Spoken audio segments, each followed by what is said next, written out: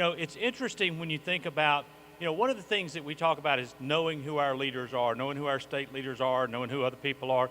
One of the people that you really don't think about, that you probably know by name, is the state health officer.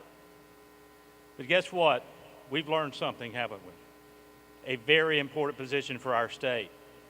Dr. Thomas Dobbs is a board-certified internist, board-certified infectious disease doctor. But over the last 2 years, he has been at the point of making sure we're addressing COVID and dealing with a pandemic in a way that's going to make our state stronger and better.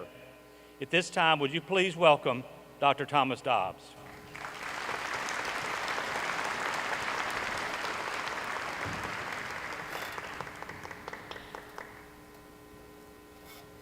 Dr. Dobbs, thank you so much for being here. I'm really looking forward to just a few minutes with you about kind of what you've been through over the last 2 years and kind of what's been happening.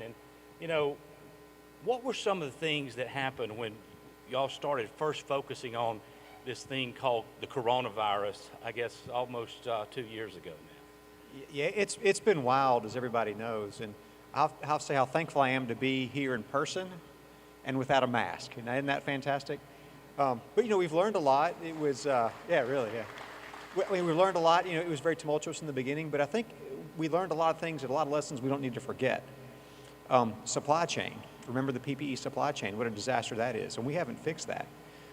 We were fortunate in Mississippi. I want to give a shout out to Mississippi companies because when we didn't have masks, y'all may know that some Mississippis retooled their operation so that we could buy masks from them. We bought hundreds of thousands of masks from Mississippi companies who made a difference. But it's been crazy. It really has been crazy.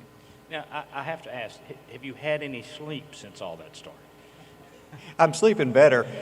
Those first few weeks, those first few months, there were 110-hour weeks, and I actually had to hire someone simply to answer my cell phone because I couldn't get any work done because people get, but it's a lot better now for sure. Early on you reached out to me about how, we could work together, how the business community could play a role in all of this. Tell us why you felt like that was so important to build that relationship. Well, there are so many reasons for the business community to think about health. I mean, not only in the context of COVID, but in the context of health and well-being. Part of it's going to be your community leaders, folks listen to you, right? Part of it is outside of your house, you spend more time at work than anywhere else. And so that's going to be where transmission is going to be happening.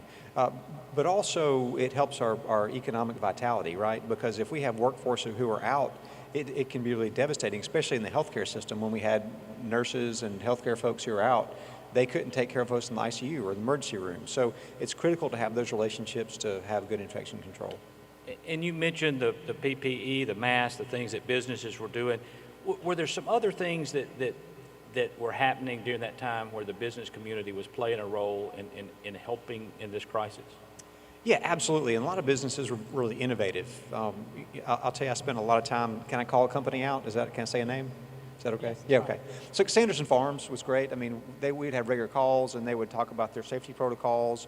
They would run stuff by us, proactive, because we're running crazy and we're not able to sort of reach out to everybody, but having business leaders be proactive, make decisions, and then really, really be ahead of the curve on so many things. And it wasn't just Sanderson, it was a lot of other folks who were ahead, making sure that their workforce was safe, but also that they could maintain productivity. We talk a lot about the importance of a public-private partnership, and again, being a government agency, what you do, why is it so important, and what are the things that we can, as we look forward, we can do so that businesses can be of assistance during a time of crisis?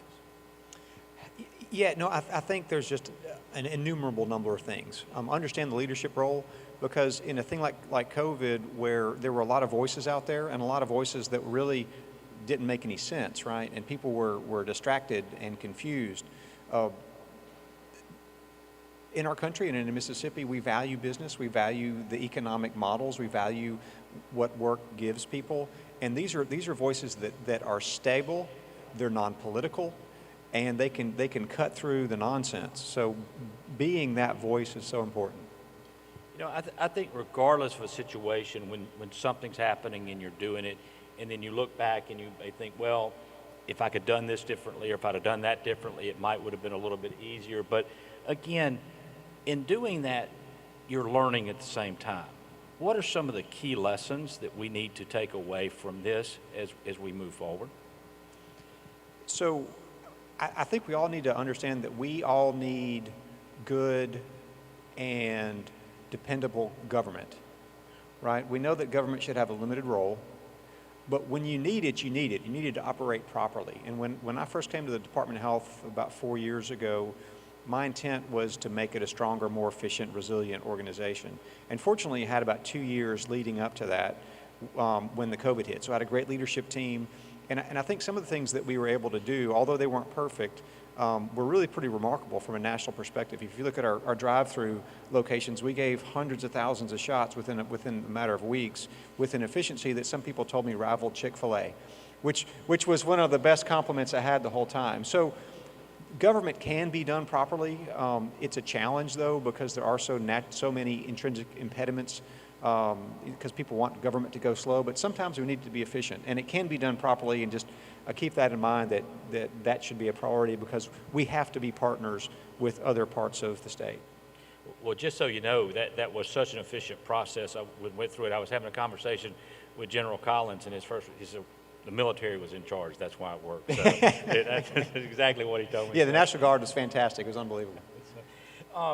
You know, over the past few months, things are starting to feel normal. I mean, the general mentioned that we've had the occasional setback, but all in all, things are looking ahead. How do you see where we are right now, and kind of what do you see as next? You know, when this started and we didn't have tools and we didn't have information, and we also certainly had a lot of panic out there, right? There were a lot of broad public interventions that happened across the country and across the state.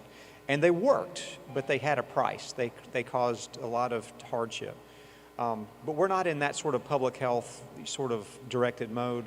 We're moving from a public health response to a medical response. We know what the virus is, we know how to prevent it, we know how to diagnose it, and we have fantastic treatments. So we need to start thinking more about it from an individual risk reduction and protection perspective, but also if folks get sick, you got to get tested, talk to your doctor, talk to your provider, and get treated, because we have great treatments. All right, so I'm an old Eagle Scout, meaning I'm old and I'm an Eagle Scout. You always are one, right? But the motto of scouting is be prepared.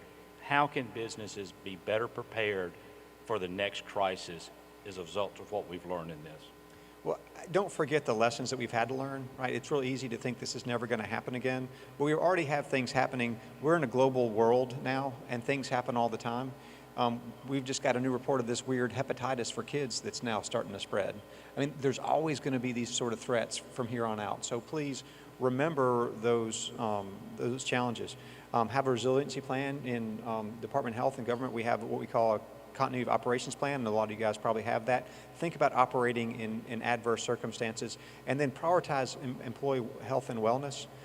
If with a healthy workforce, that's really where your operational productivity comes from. And one final question, what's next? Oh, yeah, a little bit of a vacation for a few weeks, but then I'm going to go back to being a physician.